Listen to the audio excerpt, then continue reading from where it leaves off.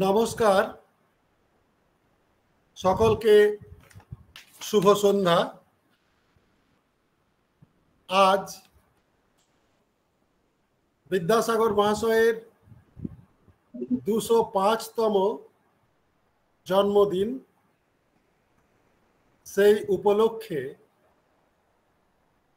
বিদ্যাসাগর বিশ্ববিদ্যালয়ের দর্শন বিভাগের প্রাক্তনী সংসদ এবং ফোরাম ফর অ্যাপ্লায়েড ফিলসফি যৌথ উদ্যোগে একটি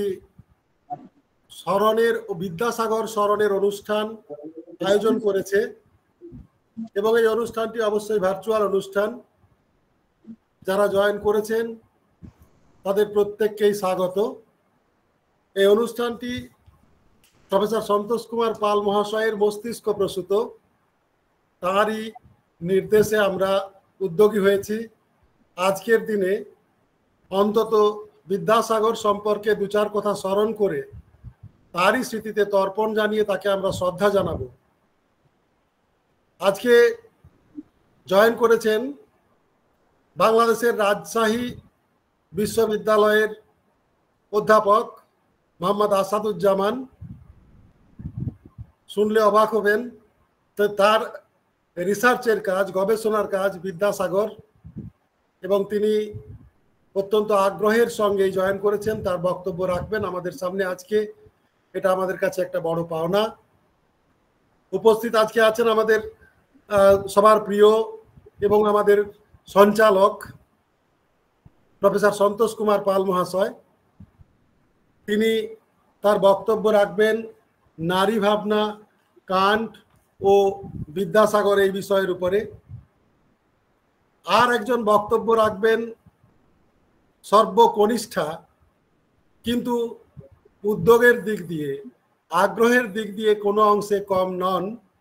তিনি হচ্ছেন সঙ্গীতা পাল, যিনি রবীন্দ্রভারতী বিশ্ববিদ্যালয়ের গবেষক, আবার লেডি ব্রাবোন কলেজের গেস্ট লেকচারার, অতিথি অধ্যাপক।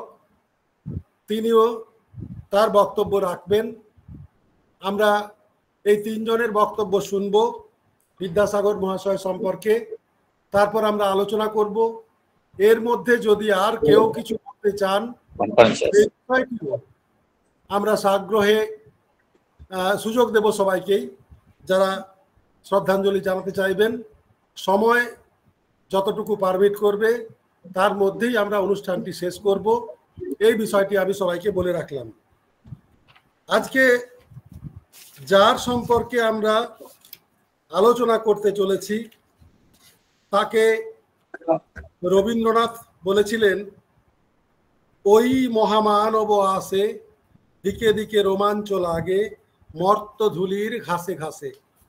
তিনি মহামানব, তাকে মহামানব রূপে রবীন্দ্রনাথ চিত্রিত করেছেন।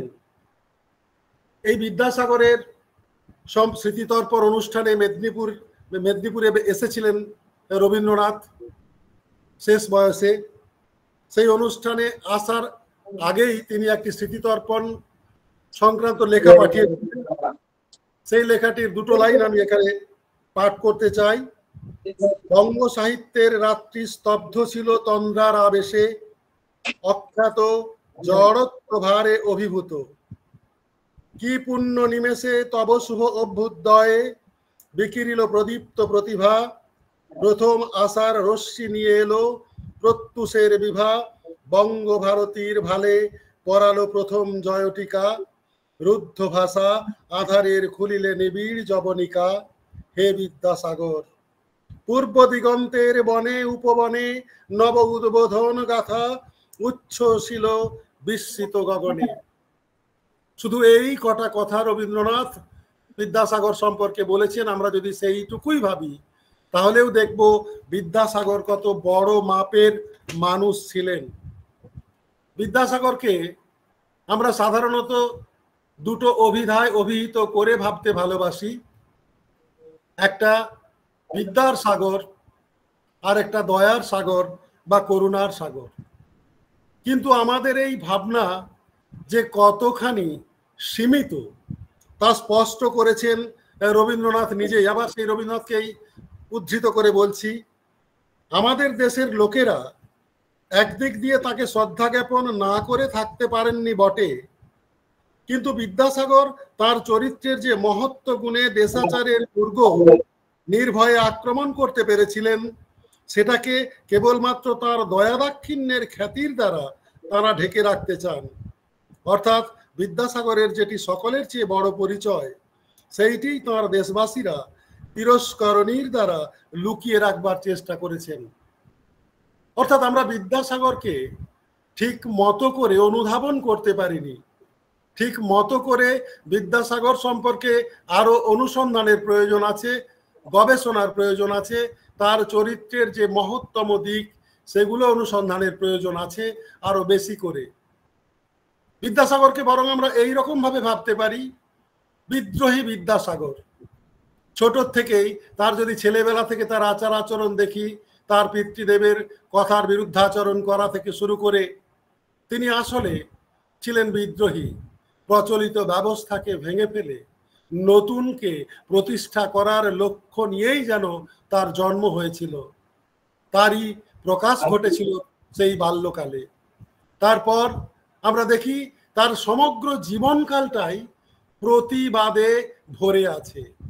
সেটা দেশাচারের বিরুদ্ধে, আমাদের যে ট্র্যাডিশন প্রচলিত ব্যবস্থা,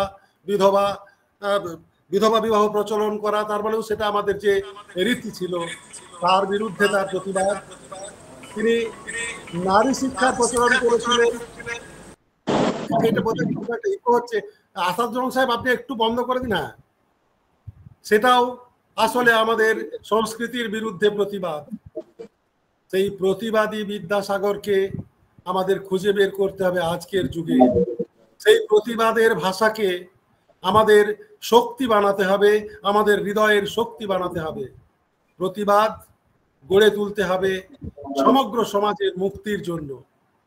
বিদ্যাসাগরকে আমরা বিভিন্ন ভাবে ভাবতে পারি, আলোচনায় বিভিন্ন রূপে তাকে আমরা উপস্থাপিত করতে পারি, কিন্তু তার সেই মহামানবের প্রকৃত স্বরূপ আজও উদ্ঘাটিত হয়নি। আমি আশা করব আজকের আলোচনায় আমরা অনেক আলোকিত হব বিদ্যাসাগর সম্পর্কে, তার চরিত্রের বিভিন্ন দিক সম্পর্কে, তার ভাবনা চিন্তার উপযোগিতা সম্পর্কে, এবং সর্বোপরি আজকের যুগেও সেই বিদ্যাসাগরীয় ভাবনার যে উপযোগিতা রয়েছে। বিদ্যাসাগর যে তার যে ভাবনা, সেটা যে কেবল চর্চার বিষয় নয়, সেটা যে চর্যার বিষয়।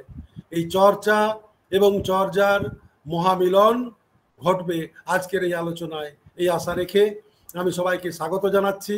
এবং একই সঙ্গে আমি অনুরোধ করছি আমাদের সব থেকে জুনিয়র বক্তা অধ্যাপিকাই বলবো আমি, অধ্যাপিকা সঙ্গীতা পাল মহাশয়াকে তার বক্তব্য উপস্থাপিত করার জন্য। সঙ্গীতা, শুনতে পাচ্ছেন? হ্যাঁ স্যার, শুনতে পাচ্ছি। শোনা যাচ্ছে আমার কথা? সুন্দর শোনা যাচ্ছে, আপনি শুরু করুন। Thank you sir. প্রথমেই আমি সকলকে ধন্যবাদ জানাচ্ছি। এখানে সকলেই প্রায় আমার শিক্ষক শিক্ষিকারা রয়েছেন। আমি অনেকটাই ছোট, তো আমার সেই জন্য বিদ্যাসাগর সম্পর্কে জ্ঞানও খুবই সীমিত। আমি খুবই অল্প কিছুই জানি, তবে যেটুকু জানি সেটার উপরে ভিত্তি করে আমার কিছু চিন্তা ভাবনা আমি আজকে আপনাদের সাথে ভাগ করে নেওয়ার চেষ্টা করব। তো প্রথমেই ধন্যবাদ জানাই forum for applied philosophy and Vidyasagar university philosophy alumni অ্যাসোসিয়েশনকে আমাকে আজকে এই সুযোগটি দেওয়ার জন্য। তো আজকে আমি যে বিষয়টি উপস্থাপন করব সেটা হচ্ছে যে ঈশ্বরচন্দ্র বিদ্যাসাগরের সমাজ চেতনা, অতীত, বর্তমান ও ভবিষ্যৎ। মূল প্রসঙ্গে যাওয়ার আগে আমি একটি কথা বলতে চাই, সেটা হচ্ছে আজ তার জন্মবার্ষিকী আমরা পালন করছি, এবং সেক্ষেত্রে আমি তার প্রাসঙ্গিকতার কথা উল্লেখ করব। কিন্তু যেটা সব থেকে বড় ব্যাপার, আজকে আমি একটি সাধারণ মেয়ে এই যে আপনাদের সামনে কিছু বক্তব্য রাখতে পারছি, সেটা হয়তো ঈশ্বরচন্দ্র বিদ্যাসাগর মহাশয় যদি না থাকতেন, হয়তো আমার কাছে আজকে এই সুযোগটা আসতো না। আমি এটা এটা আমার একদম নিজস্ব অনুভূতি। তো এখানেই আমার মনে হয় যে আজকে তাকে নিয়ে আলোচনা করার প্রাসঙ্গিকতাটা সব থেকে গুরুত্বপূর্ণ এই জায়গাটাতেই, যে আমিও আজকে আপনাদের সামনে কিছু কথা বলার সুযোগ পাচ্ছি। তো শুরু করব রবি ঠাকুরের বলা দুটি কথা দিয়ে। আমরা সকলেই জানি, আমাদের ছোট থেকে আমরা এটা পড়েই বড় হয়েছি, সেটা হচ্ছে যে ছোট খোকা বলে অ আ, শেখে নিশে কথা কওয়া। তো স্লেট পেন্সিলে যখন আমাদের প্রথম হাতে খড়ি হয় মায়ের কোলে বসে, সেই প্রথম অক্ষর পরিচিতির সাথে সাথেই ছোট খোকারও পরিচয় ঘটে বিদ্যাসাগর মহাশয়ের সাথে। তার রচিত বর্ণ পরিচয়, এই বর্ণ পরিচয় ছোট খোকাকে সমাজে চলার উপযোগী করে তোলে। কারণ আমরা জানি, আমাদের সমাজ দর্শনেও বলা হয় যে সমাজ দর্শন সমাজতত্ত্বে পরিবারকে ক্ষুদ্রতম একক হিসেবে গণ্য করা হয়। আবার আমরা এও বলি যে পরিবারই হলো শিশুর প্রথম শিক্ষক। শিশুর চারিত্রিক গঠন, চারিত্রিক বৈশিষ্ট্য, মনস্তত্ত্বকে গঠন করে পরিবার। আর সেই পরিবারেই বর্ণপরিচয়ের হাত ধরেই শিশুর প্রথম পাঠ শুরু হয়। বর্ণপরিচয় এটি এমন একটি গ্রন্থ যেখানে শিশুর মনস্তত্ত্ব, শিশুর নৈতিক চেতনা, সামাজিক চেতনা বিকাশের একটি আকর গ্রন্থ বলা যেতে পারে। কারণ সেখানে আমরা দেখেছি যে আমরা সকলেই পড়েছি, এবং দেখা যায় যে রাখাল এবং গোপাল দুটি বালককে পাশাপাশি রেখে কি সুন্দর বিদ্যাসাগর মহাশয় আমাদেরকে শিখিয়ে দিচ্ছেন যে কোন কাজগুলো আমাদের করা উচিত, কোন কাজগুলো আমাদের করা উচিত নয়, কোনটা নৈতিক, কোনটা অনৈতিক, কোনটা ভালো মানে চারিত্রিক গুণ আমরা বলবো, কোনটা বলবো না, সেগুলো খুব সুন্দরভাবে উনি উপস্থাপন করছেন। তো সেই 19 শতকে বিদ্যাসাগর মহাশয় লিখছেন বর্ণ পরিচয়। আর আমরা যদি একটু বিচার বিশ্লেষণ করে দেখি, তাহলে দেখব যে এই 21 শতক, এমনকি এর পরবর্তী শতকেও সমানভাবে তার গ্রন্থগুলি প্রাসঙ্গিক হয়ে আছে। তো সেক্ষেত্রে আমি প্রথমেই বলবো যে এই সমাজ চেতনা কথাটির কি অর্থ। সমাজ চেতনা কাকে বলবো? আমরা সমাজবদ্ধ জীব, এবং সমাজের প্রত্যেকটি মানুষের সাথে অপর মানুষের আন্তর সম্পর্ক রয়েছে। তো আমরা সমাজের ব্যক্তিরা শুধুমাত্র যে নিজেদের কল্যাণেই আত্মনিয়োগ হয়ে থাকব বা আত্মনিয়োজিত থাকব তা নয়, আমাদের সকলের নিজের কল্যাণের সাথে সাথে অপরের কল্যাণের কথাও চিন্তা করতে হবে। তো সমাজ, এই যে সমাজের অন্তর্গত প্রত্যেক ব্যক্তি বিশেষের সমাজ সম্পর্কে যে চেতনা, তার সম্মিলিত রূপকেই আমরা বলবো সমাজ চেতনা। অর্থাৎ আমরা যদি খুব সোজা ভাষায় বলি, তাহলে আমাদের দর্শনের ভাষায় যে ছোট আমির গণ্ডিকে পেরিয়ে বড় আমিতে আমাদেরকে পদার্পণ করতে হবে। অর্থাৎ নিজের আত্মস্বার্থকে বিসর্জন দিয়ে সকলের হিত শুভ মঙ্গলে নিজেকে আত্মনিয়োগ করতে হবে।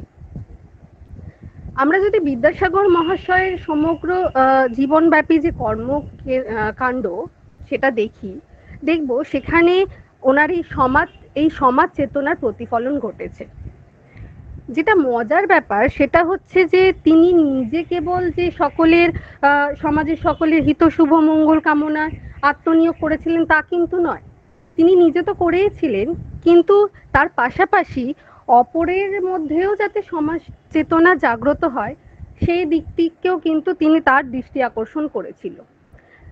এবং এটার সব থেকে বড় প্রতিফলন আমরা দেখতে পাবো তার শিক্ষা সংস্কার, এবং সেখানে তিনি সংস্কৃত কলেজের যে পাঠ্যসূচি, সেই পাঠ্যসূচির যে তিনি পরিবর্তন করছেন, সেই পাঠ্যসূচি যে তিনি তৈরি করছেন, সেই পাঠ্যসূচি তৈরি হচ্ছে এরম ভাবে যে যাতে সেই গ্রন্থ পাঠ করে, সেই গ্রন্থগুলির দ্বারা ছাত্র সমাজের যুক্তি বিচার বিশ্লেষণাত্মক মনন তৈরি হয়।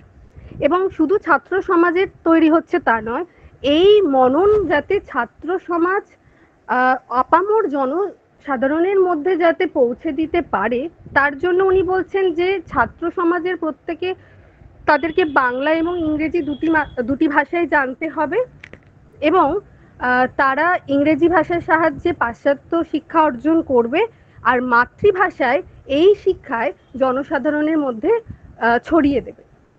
তো তাহলে আমরা দেখতে পাচ্ছি যে সমাজ চেতনায় তিনি নিজে শুধু সমাজ চেতনার ব্যাপারে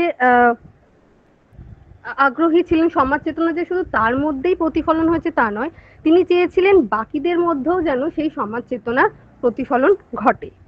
এবং তার এই প্রসঙ্গে আমি তার লেখা আখ্যান মঞ্জুরি গ্রন্থটির কথা বলবো, কারণ এই আখ্যান মঞ্জুরির যে ছোট ছোট আখ্যানগুলি রয়েছে সেখানে মানুষের প্রতি শ্রদ্ধাশীল হওয়া, সহানুভূতিশীল হওয়া, অপরের প্রতি মমত্ববোধ, অপরের বিপদে নিজে সাহায্য করার জন্য এগিয়ে আসা, এইগুলি উনি তুলে ধরেছেন যাতে শিশুরা, এগুলি সবই কিন্তু শিশু পাঠ্য, যাতে শিশুরা প্রথম থেকেই এগুলি পাঠ করার মাধ্যমে তাদের সমাজ চেতনা, সামাজিক চেতনা যাতে তাদের মধ্যে জাগ্রত হয়, সেই উদ্দেশ্যেই কিন্তু তিনি গ্রন্থগুলি লিখছেন। তাহলে আমরা দেখতে পাচ্ছি যে ছোট খোকার যে সামাজিকীকরণ, সেই সামাজিকীকরণ শুরু হচ্ছে পণ্ডিত মশাইয়ের হাত ধরে। এখন তার যে সমাজ সংস্কার এবং শিক্ষা সংস্কার, এগুলি ভীষণ ওতপ্রোতভাবে জড়িত। এবং সমাজ সংস্কারের কথা বলতে গেলে আমাদের শিক্ষা সংস্কারের কথা বলতে হবে, বা শিক্ষা সংস্কারের কথা বলতে গেলেও সমাজ সংস্কারের কথা বলতে হবে। এবং সমাজ চেতনার ক্ষেত্রে শিক্ষা একটি গুরুত্বপূর্ণ বিষয়, কারণ শিক্ষা একটি মানবিক নৈতিক সমাজ গঠনের মূল হাতিয়ার। কারণ মানুষ যদি কুসংস্কারে আবদ্ধ থাকে তাহলে অস্পৃশ্যতা ইত্যাদি যে সামাজিক ব্যাধিতে সমাজ জর্জরিত হয়ে থাকবে।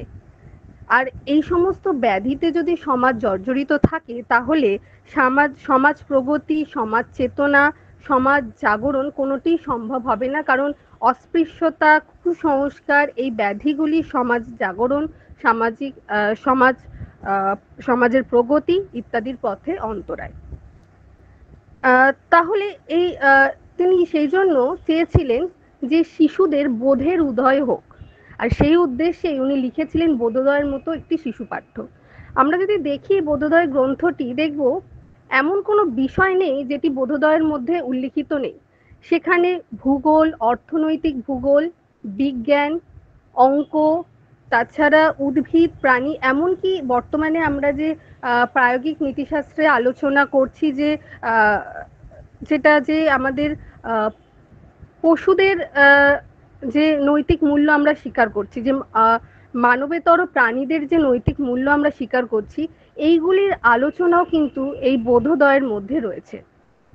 তাছাড়া একটু আগে বললাম যে সংস্কৃত কলেজে উনি যে পাঠ্যসূচি তৈরি করছেন, সেই প্রসঙ্গে যে তিনি নোটস অন সংস্কৃত, তার লেখা সংস্কৃত কলেজ, সেখানে তিনি এরকমই পাঠ্যসূচি তৈরি করছেন যেখানে ছাত্রদের বিচার বিশ্লেষণাত্মক মনন তৈরি হয়। এই যে বিচার বিশ্লেষণাত্মক মনন তৈরির ওপর উনি এতটা গুরুত্ব দিচ্ছেন কেন না, তার কারণ হচ্ছে আমার মনে হয় যে আজ আমরা স্বাধীন আমরা বলে দাবি করি, কিন্তু সত্যিই কি আমরা স্বাধীন? আমাদের হয়তো স্বাধীনতা আমরা সম্পূর্ণরূপে লাভ করিনি, কারণ আমাদের পরাধীনতা রয়েছে, এবং সেই পরাধীনতা কিন্তু আমাদের চিন্তায় এবং মননে। এখন মনে হবে যে কেন আমাদের চিন্তায় এবং মননে সেই পরাধীনতা? তার কারণ এই যে আমরা সার্বভৌম সমাজতান্ত্রিক ধর্মনিরপেক্ষ গণতান্ত্রিক সাধারণ রাষ্ট্র বলে দাবি করি, সেখানে কিন্তু এখনো দলিতদের অসুচি ঠাউরে শিক্ষাঙ্গনে শাস্তি দেওয়া হয়, ডায়াগনোসিস সেন্টারে পরীক্ষা করা হয় গর্ভজাত সন্তানটি পুত্র কি কন্যা, হাসপাতালে গিয়ে কন্যা ভ্রূণ হত্যা করা হয়। এমনকি এই 21 শতকে দাঁড়িয়েও এখনো আমাদের সরকারি মানে সরকারকে কন্যাশ্রী বা এই বেটি বাঁচাওর মতো প্রকল্প গ্রহণ করতে হচ্ছে যাতে নারীদের শিক্ষা দেওয়া যেতে পারে। তাহলে আমরা যদি সত্যি স্বাধীন হতাম তাহলে আমাদের মননে চিন্তাতেও সেই স্বাধীনতার প্রকাশ পরিস্ফুটিত হতে হতো, কিন্তু আমরা সেটা দেখতে পাই না। তাহলে এখনো কিন্তু আমাদের চিন্তা এবং মননে কিন্তু পরাধীনতা রয়েছে, এবং আমার মনে হয় বিদ্যাসাগর মহাশয় সারা জীবন ধরে এটাই চেষ্টা করেছেন এই পরাধীনতার বন্ধন থেকে আমাদেরকে মুক্ত করতে, এবং সেই জন্যই তার শিক্ষা সংস্কার এতটা গুরুত্বপূর্ণ, শিক্ষার ওপর উনি এতটা গুরুত্ব দিচ্ছেন। এবং শুধু মাত্র যে ছাত্র সমাজ নয়, উনি জনশিক্ষার কথা বলছেন। সেই জন্য আমরা যদি দেখি তিনি যে সমস্ত স্কুলগুলি স্থাপন করেছেন, সব আমরা দেখব যে বালকদের জন্য স্কুল স্থাপন করেছেন, বালিকাদের জন্য স্কুল স্থাপন করেছেন। রাখালরা যারা সকালে পড়াশোনা করতে পারবে না তাদের জন্য রাখাল স্কুল, যেটি নৈশ স্কুল নামেও পরিচিত ছিল। নৈশ স্কুলে অনেকেই পড়তেন, কিন্তু সংখ্যাধিক ছিলেন রাখালরা, তাই জন্য ওটাকে রাখাল স্কুল বলা হতো। এবং অবৈতনিক প্রাথমিক বিদ্যালয়ের কথা উনি বলেছিলেন, কারণ অবৈতনিক না হলে ওনার আশঙ্কা ছিল যে ছাত্র সংখ্যা কমতে থাকবে। তাছাড়া কি করেছেন উনি, যে বালিকাদের জন্য আমরা যেটা এখন হস্টেল বলি, সেই সময় তিনি তার বাড়িতে তৈরি করেছিলেন, এবং সেখানে কিন্তু তাদেরকে তাদের খাওয়ার ব্যবস্থা করা হয়েছিল যাতে বালিকাদের বা নারীদের যে মিনিমাম যে শিক্ষাটা দরকার সেটা যাতে তারা পায়। কেন সেটা পায় না, আমরা কিন্তু দেখেছি একটি শিশু যখন সে বড় হচ্ছে সব থেকে বেশি সময় কিন্তু সে কাটায় তার মায়ের সাথে, এবং আমার মনে হয় মায়ের হাত ধরেই শিশুর প্রথম সামাজিকীকরণ হয়। তো সেক্ষেত্রে মায়ের শিক্ষার কিন্তু ভীষণ প্রয়োজন। তো তার সেই জন্য সমগ্র তার যে চিন্তা ভাবনা, সেখানে সব থেকে বেশি গুরুত্ব পেয়েছে এই শিক্ষা সংস্কার। সকলের শিক্ষার কথা উনি বলছেন, কারণ শিক্ষার সংস্কারের মধ্য দিয়ে সমাজ চেতনা মানুষের মধ্যে আসবে, শিক্ষার মধ্যে দিয়ে আসতে পারবে। আর এ প্রসঙ্গে তিনি শিক্ষকদের ভূমিকার কথাটিও উল্লেখ করেছেন। কিভাবে উল্লেখ করেছেন না, তিনি বুঝতে পেরেছিলেন যে শিক্ষা যদি আমাদের মানবিক নৈতিক সমাজ গঠনের মূল হাতিয়ার হয়, তাহলে আমরা বলতে পারি শিক্ষক হয়ে ওঠেন তার কারিগর, তিনি তৈরি করবেন, এবং শিক্ষক সমাজের মূল স্তম্ভ। এখন উনি দেখলেন যারা শিক্ষক হিসেবে নিযুক্ত হচ্ছেন তারা ভালো ছাত্র হলেও হয়তো শিক্ষকতার দিক থেকে তাদের হয়তো কোনো খামতি থেকে যাচ্ছে। তার জন্য তিনি তৈরি করলেন শিক্ষক প্রশিক্ষণ কেন্দ্র, যেটা তিনি নাম দিয়েছিলেন নর্মাল স্কুল। আজ আমরা দেখি যে স্কুলে বিদ্যালয়ে শিক্ষকতা করতে গেলে আমরা জানি যে শিক্ষক প্রশিক্ষণ বাধ্যতামূলক হয়েছে। সেই শিক্ষক প্রশিক্ষণের কথা কিন্তু সেই সময় ঈশ্বরচন্দ্র বিদ্যাসাগর আজ থেকে এতগুলো বছর আগেই বলে গেছেন, এবং শুধু বলে যাননি, তিনি কিন্তু তৈরিও করেছিলেন, এবং সেখানে কিন্তু শিক্ষকদের শিক্ষা গ্রহণ করতে হতো। তো আমরা তাহলে দেখছি যে এবং বিদ্যাসাগর মহাশয়ের আলোচনা প্রসঙ্গে আলোচনা অসম্পূর্ণ থেকে যাবে যদি নারীর প্রসঙ্গ এবং নারী শিক্ষার নারী মর্যাদার কথাটি যদি আমরা না বলি, তাহলে অসম্পূর্ণ থেকে যাবে। কারণ সেই সময় দাঁড়িয়ে আমরা তো বলছি যে সমাজ চেতনা, সামাজিক অগ্রগতি, মানে সমাজের সকলের মানুষের সাথে সকলের আন্তরিকতার সম্পর্ক এবং ব্যক্তি স্বাতন্ত্র্যকে স্বীকৃতি দেওয়া। তো বিদ্যাসাগর মহাশয় কিন্তু ব্যক্তি স্বাতন্ত্র্যকে স্বীকৃতি দিয়েছিলেন, না হলে সে সময়ে দাঁড়িয়ে তিনি নারীদের স্বাধীনতার কথা বলতেন না। নারীদের স্বাধীনতা বলতে আমি এখানে বোঝাচ্ছি যে নারীদের সে সময় যে অবস্থা, তাদেরকে সেই জায়গা থেকে উদ্ধার করার জন্য তিনি কি করেছিলেন, বিধবা বিবাহ প্রবর্তন করেছিলেন, বহু বিবাহ রোধ করেছিলেন, বাল্য বিবাহ রোধ করেছিলেন। তো মানে নারীর যে দুঃখ যন্ত্রণা কষ্ট, সেটাকে তিনি নিজের মনে করেই তার সমাধানে এগিয়ে এসেছেন। আমার মনে হয় এটাই সমাজ চেতনার প্রখর দৃষ্টান্ত। তো আজ আমরা নারীদের বিভিন্ন জায়গায় প্রতিষ্ঠিত হতে দেখছি। সমস্ত ক্ষেত্রে আমরা রাজনীতি, সাহিত্য, ক্রীড়া জগৎ, সমস্ত জায়গায়। তো আমার মনে হয় সেদিন ঈশ্বরচন্দ্র বিদ্যাসাগর যদি অক্লান্ত পরিশ্রম না করতেন, তার জীবনকে যদি উৎসর্গ না করতেন, আজ হয়তো আমরা এই জায়গায় দাঁড়িয়ে থাকতে পারতাম না। আমার মনে হয় এখানেই বিদ্যাসাগর মহাশয়ের প্রাসঙ্গিকতা, এবং ভবিষ্যতেও এই প্রাসঙ্গিকতা থাকবে। ধন্যবাদ। এইটুকুই আমি বললাম। ধন্যবাদ সঙ্গীতাকে, খুব সুন্দর সংক্ষেপে সে তার বক্তব্য বলেছে। আমরা পরে ডিসকাশন করব। আমি এখন অনুরোধ করছি মোহাম্মদ আসাদুজ্জামান স্যারকে তার বক্তব্য উপস্থাপিত করার জন্য। ধন্যবাদ। আমি বাংলাদেশ থেকে এই বিদ্যাসাগরের জন্মদিন উপলক্ষে সবাইকে জন্মদিনের শুভেচ্ছা জানাচ্ছি, এবং আজকের যে আয়োজনে বিশেষ করে সত্যেশ্বর পাল এবং তপন সাহেব আমার খুব শ্রদ্ধাভাজন এবং প্রিয় মানুষ, তাদের মাধ্যমে যুক্ত হতে পেরে আমার সত্যি ভালো লাগছে, এবং এরকম একটি সেমিনারে আমি এই যুক্ত হতে পেরেছি, এই জন্য আমি নিজেকে ধন্য মনে করছি, এবং একটি কথা বলার সুযোগ দেওয়ার জন্য সবাইকে ধন্যবাদ জানাচ্ছি।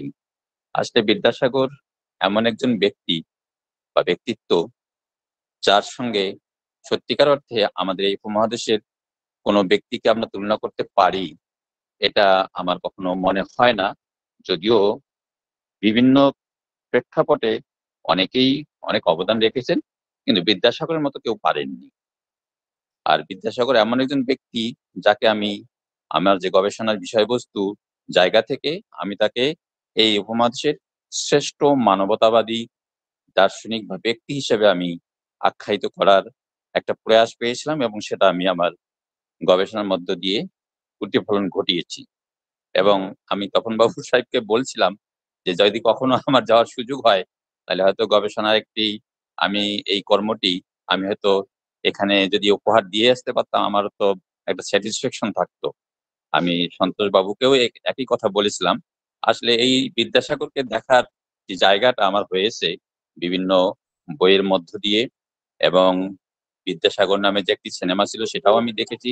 আমি অনেকভাবে এই আপনাদের এখান থেকে অনেক বই আমি কালেকশন করেছিলাম, এবং এখান থেকে তার তথ্য নিয়ে আমি আমার এই গবেষণা কর্মটি সম্পন্ন হয়েছি অনেক কষ্টে।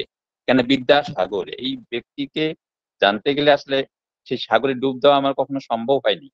ডুব দিলে হয়তো আমি আসতে পারবো কিনা কিনারে, এটা আমার সন্দেহ ছিল। তাই যতটুকু পেরেছি দূর থেকে সাইড থেকে আমি সংগ্রহ করে আমি কিছুটা এখানে আমার গবেষণা কর্মের মধ্যে আমি সংযোজন করেছি। তাতে আমার মনে হয়েছে যে এই ব্যক্তিকে আসলে সত্যিকার অর্থে আমার এই ছোট্ট জায়গা থেকে দেখার সাহস দেখানোটা মনে হয় ঠিক হয়নি। তবু আমি চেষ্টা করেছি, এবং তার যেই সমাজ চেতনা অর্থাৎ সমাজ কর্ম, আমাদের সঙ্গীতা দেবী সুন্দর কথা বলেছেন যে শিক্ষা সংস্কারে যে সে ভূমিকা রেখেছেন, তিনি অবশ্য অন্যান্য বিষয় নিয়ে কথা বলেননি, কাজ করে গেছেন, কিন্তু বিশেষ করে তার যে সমাজে অন্যান্য দিকগুলো, এই সমাজ সংস্কার, এবং বিশেষ করে রামমোহন রায় যে তার আমাদের সত্যা প্রত্যাহ নিবারণ করেছিলেন, এবং বিদ্যাসাগর এসে যখন আমাদের বিধবা বিবাহ প্রচলন ঘটালেন, তার মধ্য দিয়ে কিন্তু আমাদের সমাজের এই জায়গাগুলো, আমাদের যে ভিত অর্থাৎ এই বৈষম্য দূরীকরণের জায়গা থেকে আমরা মনে হয় অনেকখানি এগিয়ে এসেছি। বিশেষ করে আমরা আধুনিক যুগের যে সূচিকাগার হিসাবে আমরা রামমোহনের পরে আমরা বিদ্যাসাগর ছাড়া আমরা অন্য কাউকে দেখি না। আমরা বিবেকানন্দকে ভাইব্রান্ট ফিলোসফার বলি, তিনি সমাজকে যেমন নাড়া দিয়েছিলেন, কিন্তু বিদ্যাসাগর এমন কিছু জায়গায় কাজ করেছেন যেটা সত্যিকার একটা সমাজ অন্যভাবে একদম সংস্কার মুখী হয়ে সমাজ যে পরিবর্তন হয়েছে, সেটা সত্যিকার আমাদের তাকে শ্রদ্ধা ভরে আমাদের স্মরণ করতে হয়। আমি আসলে আগে জানলে আমি অনেকটা প্রিপারেশন নিয়ে থাকতাম কথা বলার জন্য। তবু আমি যতটুকু পারছি যে এই বিদ্যাসাগর এমন একজন ব্যক্তি, যিনি বিধবা বিবাহ নয়, যিনি হচ্ছেন শুধু পরবর্তী এখানকার যে মনীষীগণ আছেন, আমরা মধুসূদন দত্তের কথা জানি, এবং নানা ব্যক্তিকে যেভাবে তিনি সহযোগিতা করেছিলেন এবং তার যে উদার দৃষ্টিভঙ্গি মনা নিয়ে তিনি যে এই তিনি অবদান রাখতে পেরেছেন সমাজে, বিশেষ করে এই সাহিত্য, সংস্কৃতি, সমাজ, শিক্ষা সমস্ত কিছুতেই। এজন্য আমি এই বিদ্যাসাগরের উপর কাজ করতে পেরে নিজেকে ধন্য মনে করছি এবং আজকে সবাইকে আমার পক্ষ থেকে আবার অভিনন্দন জানাচ্ছি। আমার সংক্ষিপ্ত কথা আমি এখানে শেষ করছি। ধন্যবাদ সবাইকে। নমস্কার। ধন্যবাদ আমি জানাচ্ছি মোহাম্মদ আসাদুজ্জামান স্যারকে তার সংক্ষিপ্ত বক্তব্যের জন্য। তবে এটা ঠিকই যে আমরা আগের থেকে যদি ওনার সঙ্গে যোগাযোগ করতাম আরো ভালো বক্তৃতা আমরা পেতাম। ভবিষ্যতে আমরা এটা নিশ্চয়ই চেষ্টা করব। এখন আমি অনুরোধ করছি অধ্যাপক সন্তোষ কুমার পাল মহাশয়কে তার বক্তব্য উপস্থাপিত করার জন্য। Sir please. আমি প্রথমে মানবতার প্রতিমূর্তি, যুক্তিবাদী এবং বাঙালিকে, বিশেষ করে ভারতীয়দের তো বটেই, বিশেষ করে বাঙালিকে যিনি মানুষ করেছেন সেরকম একজন ব্যক্তিত্ব বিদ্যাসাগর, তার প্রতি শ্রদ্ধা জানাই। আমি শ্রদ্ধা জানাতে গিয়ে যে কথাটা আমার মনে হয়েছে সেটা আমি একটু শেয়ার করব। আমি কয়েকদিন আগে চট্টগ্রাম বিশ্ববিদ্যালয়ের এক অধ্যাপক আমাকে একটা ভিডিও পাঠিয়েছিলেন। সেই ভিডিওতে বাঙালিদের সম্পর্কে ইংরেজরা কেমন করে ভাবতেন, তাদের ভাবনা চিন্তা কেমন ছিল তার প্রকাশ তার মধ্যে রয়েছে। এবং সেখানে আমরা দেখছি যে তারা তাদের শাসন কার্য পরিচালনার জন্য কিছু কনফিডেন্সিয়াল রিপোর্ট তাদের লোকজন এবং কর্মচারীদের মধ্য দিয়ে নিতেন, যাতে করে বাঙালিদের শাসন করতে তাদের অসুবিধা না হয়। সেখানে বাঙালির যত খারাপ গুণের উল্লেখ আছে, কিন্তু তারা সেটা সবসময় প্রকাশ্যে আনেনি। তাদের যেটুকু প্রয়োজন সেই রকম ভাবেই তারা বিষয়গুলোকে ব্যবহার করেছে। তা সেখানে আমার মনে হয়েছে যে বাঙালিকে এইভাবে দেখাটা কতটা ঠিক। তা তখন যে সময়কালের কথা বলা হচ্ছে, তখন বিদ্যাসাগর সামনে সেভাবে আসেনি এবং তার আগে বাঙালিদের চরিত্রের একটা পরিচয় কিন্তু তারা অনেকটা নির্মোহ ভাবে দিয়েছেন। এই যেমন বাঙালির অজ্ঞতা, তারপরে হীনমন্যতা, এইসব অনেক কথা সেখানে আছে। এই সম্পর্ক, ভাই বোনের সঙ্গে ভাইয়ের সম্পর্ক থাকে না, এইসব অনেক কথা তারা বলেছে। এবং ওই যে বাঙালিকে বলা হয় যে সামনে কেউ একটু এগিয়ে যাবে সেটা হতে দেবে না, সে বাঙালি তার পিছনে টানবে, এইসব কথাগুলো আছে। তো এইগুলো শুনে আমার খুব খারাপ লাগলো। তারপর থেকেই আমার এই বিষয়টা মাথায় এলো যে কান্টের এনলাইটেনমেন্ট নিয়ে একটু আলোচনা আমি কিছুদিন ধরে করছিলাম। এনলাইটেনমেন্টের মূল ভাবনাটা বলবো আমি। তার আগে একটি কথা খুব পরিষ্কার করে বলে দেওয়া দরকার, সেটা হচ্ছে যে রিফরমেশন, তারপরে রেনেসাঁ, এনলাইটেনমেন্ট এগুলো একই গোত্রের, একই ধরনের বিষয়। যে যুক্তি, বুদ্ধি, বিজ্ঞান মনস্কতা, মানবতা, তার মধ্য দিয়ে জগৎকে, জীবনকে, মানুষকে, সমাজকে বোঝার চেষ্টা। সেই জায়গায় সর্বশেষ যে প্রবন্ধটা আমাদেরকে নাড়া দিল সেটা হচ্ছে হোয়াট ইজ এনলাইটেনমেন্ট, কান্টের প্রবন্ধটা। সেই প্রবন্ধের মূল ভাবনাটা আমি একটু শেয়ার করব। আমি বাংলায় একটা লিখেছি, সেখান থেকে আমি বলছি। স্বল্প দৈর্ঘ্যের একটি প্রবন্ধ, an answer to the question what is enlightenment, 1784। চিন্তার জগতে বিরাট আলোড়ন সৃষ্টি হয়। যুক্তি, বুদ্ধি বা অনেকে প্রজ্ঞা বলেন, রিজন কান্টের কাছে, তার মধ্য দিয়ে সবকিছুকে বোঝা। এবং তার মধ্যে ব্যক্তি স্বাধীনতার প্রসঙ্গ আছে, বিজ্ঞান আছে, প্রগতি আছে, ধর্মনিরপেক্ষতা, এসব অনেক কিছু বিষয় আছে। এগুলোকে বলা হয় আলোকায়নের মতাদর্শ বা ভাবাদর্শ। সেগুলো দিয়েই মানুষ আজকে যেটুকু আধুনিক হয়েছে আমরা তার মধ্য দিয়ে এসেছে। এবং উনি একটা কথা খুব সুন্দর করে বলেছিলেন যে এই যে আমাদের মধ্যে সব সম্ভাবনা আছে, ছিল, কিন্তু আমরা সেটাকে প্রয়োগ করি। আমরা অন্যের কথা মতো কোনো কর্তৃত্বের কাছে নিজেকে সঁপে দিয়েছি, তার ফলে আমাদের এই ইম্যাচিউরিটি আমাদেরকে গ্রাস করেছে এবং আমরা এই সামনের দিকে এগিয়ে যেতে পারি। এই সেলফ ইনকার্ড ইম্যাচিউরিটি থেকে বেরিয়ে আসাকে উনি বলছেন এনলাইটেনমেন্ট। এখন এই এনলাইটেনমেন্টকে যদি মানে কান্ট মানে সুনির্দিষ্ট সিদ্ধান্ত পর্যন্ত নিয়ে যেতেন, তাহলে কিন্তু নারীদের সম্পর্কে কান্টের এই ভাবনাগুলো, এই কথাগুলো কিন্তু আমাদের দেখতে হতো না। এটা আমার খুব অবাক লাগে যে এনলাইটেনমেন্টের মধ্যে সমতা, প্রতিটি মানুষের প্রতি সম্মান, সবকিছু বিষয় আছে, অথচ তিনি মানে কান্ট তিনি অর্ধেক পৃথিবী নারীর বিচার বুদ্ধি সম্পর্কে প্রশ্ন তুলে দিলেন। এবং তার যে বিভিন্ন রকমের কথাবার্তা আমরা পাই, সেগুলোকে অনেকেই বলছেন নারী বিদ্বেষী বা মিসোজিনিস্ট। এই মিসোজিনির জায়গাটা আমার খুবই অস্বাভাবিক মনে হয়েছে যে কেন এরকম হলো। হয়তো আমি এখানে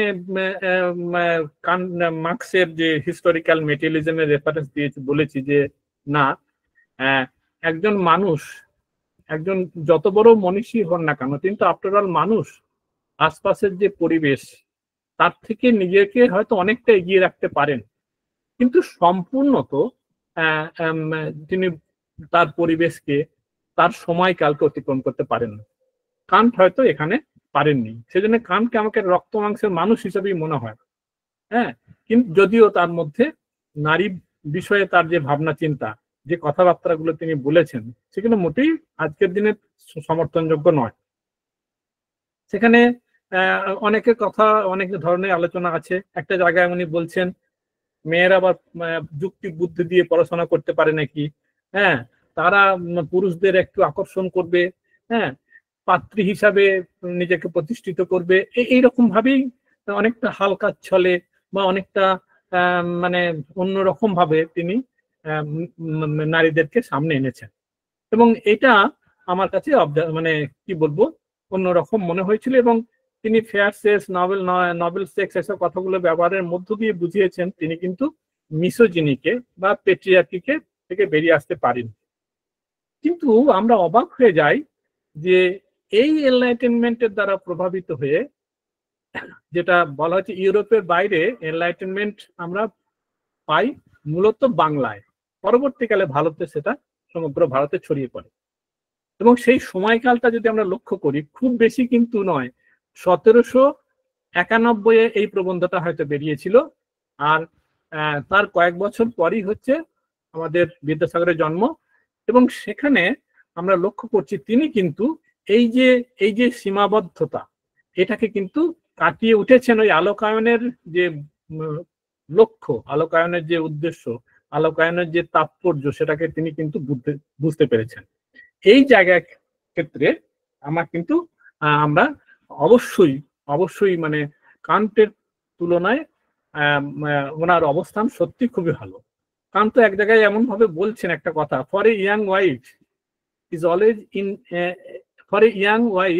is always in danger of becoming a widow, and because of this she scatters her charm over all the men whom circumstances might make potential husband for her, so that should the situation occur she would not be wanting for suitors.